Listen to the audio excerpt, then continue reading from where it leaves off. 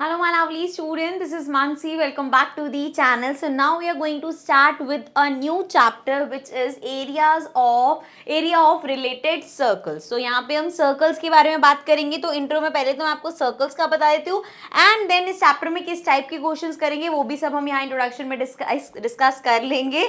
Also, if you haven't subscribed the channel yet, please make sure to subscribe the channel. Let's get started. So सबसे पहले बात करते हैं circle की. देखो जो बेसिक चीजें आपको ऑलरेडी पता है सर्कल की, वो ये है कि सर्कल इस तरीके का होता है एंड वहां पे हमारे पास सर्कल में होता है एक सेंटर पॉइंट. ठीक है, पूरे सर्कल में हम यहाँ पे पॉइंट लगाते हैं. This is the centre of circle, जिसको हम सेंटर पॉइंट भी बोल सकते हैं.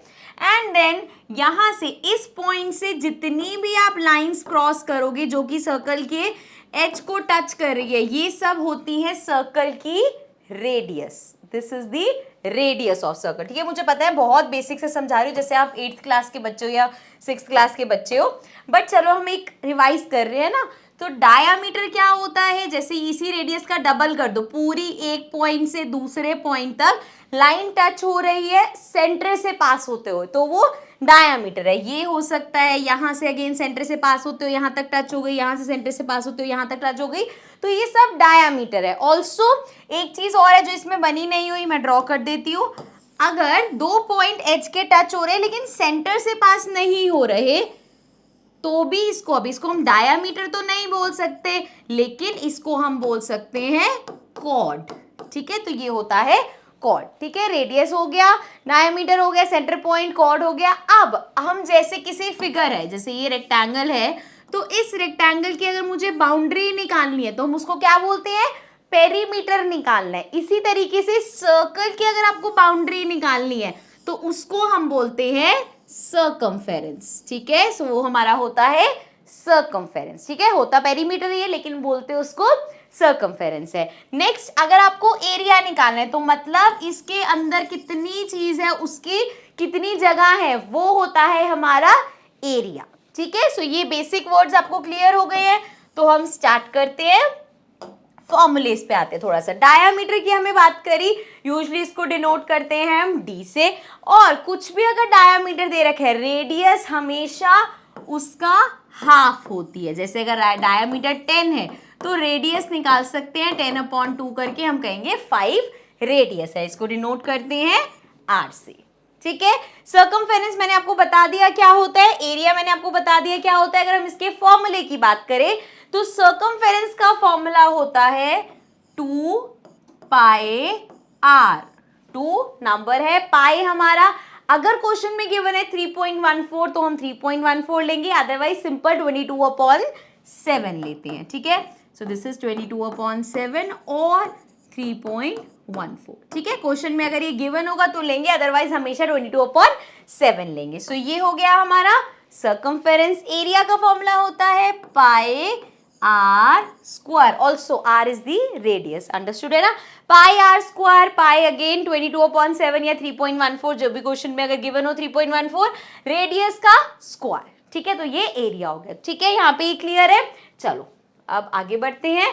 सेमी सर्कल क्या होता है, किसी भी सर्कल को अगर आप हाफ में डिवाइड कर दो तो वो हमारा सेमी सर्कल होता है. तो सेमी सर्कल, अब सर्कल का हाफ है, मतलब अगर मुझे सेमी सर्कल का एरिया निकालना है तो सर्कल का एरिया क्या होता है, पाई आर स्क्वायर अपॉन में 2 कर दो, मतलब इसका हाफ कर दो तो हाफ सर्कल का एरिया आ जाएगा. सो ये हो गया एरिया ऑफ सेमी सर्कल. जब मैं सर्कमफेरेंस की बात करूंगी तो क्या इसमें भी हम 2 पाई आर अपॉन में 2 करके कह सकते हैं कि पाई आर सर्कमफेरेंस होता है सेमी सर्कल का? नहीं. क्यों? देखो, जब हम सर्कल की बात कर रहे हैं, जब हम एरिया की बात कर रहे हैं, तो ये पूरा एरिया है, इसका आधा किया तो सेमी सर्कल का एरिया आ गया. लेकिन जब हम सर्कमफेरेंस की बात कर रहे हैं तो अगर मैं इसका आधा करती हूं और अगर आप सर्कमफेरेंस का हाफ कर दोगे तो वो आपको ये पार्ट देगा, ये बताएगा कितना है. जैसे यहाँ पे है ना, अगर मैंने सर्कल की सर्कमफेरेंस को हाफ किया तो यहां से लेके यहां तक का मुझे बता दिया, बट इसमें ये भी तो है, यहाँ पे भी तो हमने इसको क्लोज किया है. ये क्या है, सर्कल का डायामीटर. सो दैट मीन्स ये तो करेंगे कि सर्कल की सर्कमफेरेंस का हाफ कर दिया, साथ में प्लस कर देंगे डायामीटर ऑफ सर्कल, इसको रब कर लेते हैं, डायामीटर ऑफ सर्कल प्लस कर देंगे। सो अभी यहाँ पे फॉर्मूले को ढंग से बनाते हैं, कैसे बनाएंगे अभी देख लो। अरे यार पूरा ही रब हो गया, चलो कोई नहीं, 2 पाई आर अपॉन 2 किया हमने प्लस डी कर दे, 2 से तो 2 कैंसिल हो गया, ये बचा पाई आर एंड डायामीटर का भी हमने देखा, डायामीटर रेडियस क्या होता है, डायामीटर रेडियस का कुछ हमने रिलेशनशिप अभी देखा था ना, क्या रिलेशन देखा था कि रेडियस डायामीटर के डबल होती है, मतलब डायामीटर को मैं लिख सकती हूँ 2r। सो यहाँ पे वही करेंगे, हम डायामीटर को लिख देंगे 2r। अब चाहो तो यहाँ पे r कॉमन ले लो तो ये आ जाएगा पाई प्लस 2, या सिंपल यहाँ पे आप ये बोल सकते हो कि ये इसका फॉर्मूला है सर्कमफेरेंस ऑफ सेमी सर्कल का। ठीक है, आगे बढ़ते हैं। आगे हमारे पास है रिंग। रिंग हमारे हाथ में पहनने वाली रिंग की बात नहीं हो रही, इस रिंग की बात हो रही है। देखो एक सर्कल था आपके पास, इसके अंदर एक छोटा सर्कल है, मान लो मैंने कट आउट कर दिया तो मेरे पास सिर्फ इतना पार्ट बचा, तो इसको हम बोलते हैं रिंग। तो अगर हमें इसका एरिया निकालना है तो कैसे निकालेंगे, देखो इसमें हमारे पास 2 सर्कल्स हैं, एक तो ये पूरा बड़ा वाला सर्कल, ठीक है, जैसे यहाँ पे आप देख सकते हो बड़े वाले सर्कल का रेडियस मैंने लिखा है कैपिटल आर। इसी तरीके से अब एक छोटा सर्कल भी है अंदर हमारे पास, सो उसका भी रेडियस होगा कुछ, दैट इज स्मॉल आर। ठीक है, तो फिगर को तो मैं रब कर देती हूँ यहाँ से। अब अगर हम इसका फॉर्मूला बनाए तो एरिया कैसे निकालेंगे, अगर मैं बड़े वाले सर्कल के एरिया में से छोटे वाले सर्कल के एरिया को माइनस कर दूं तो सिर्फ रिंग का एरिया बचेगा ना। सो यही चीज हम करेंगे, area of bigger circle minus area of small circle, जो अंदर वाला छोटा सर्कल है उसके एरिया को माइनस कर देना है हमने। ठीक है जी, तो एरिया ऑफ बिगर सर्कल क्या होगा, फॉर्मूला सेम पाई, लेकिन आर यहाँ पे कैपिटल वाला है ना, तो हम यहाँ पे लिखेंगे pi capital are square minus again pi small are square. Also bigger circle और स्मॉल सर्कल की जगह आप आउटर सर्कल और इनर सर्कल भी लिख सकते हो, one of the same thing. अब इसमें देखो पाई तो हमारे पास कॉमन आ गया, ब्रैकेट में बचा capital are square minus small are square. So ये हो गया हमारा एरिया ऑफ ट्री।